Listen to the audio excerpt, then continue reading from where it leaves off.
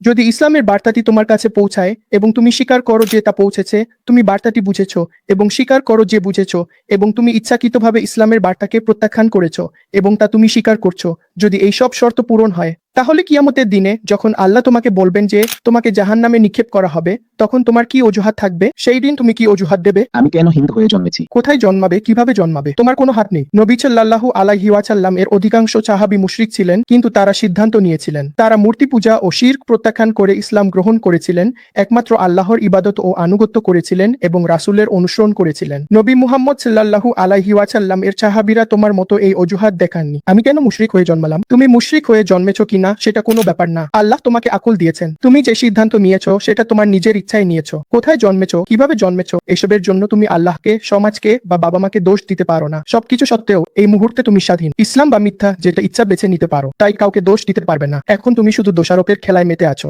আল্লাহ কেন আমাকে হিন্দু হিসেবে জন্ম দিলেন, এই সবই দোষারোপের খেলা।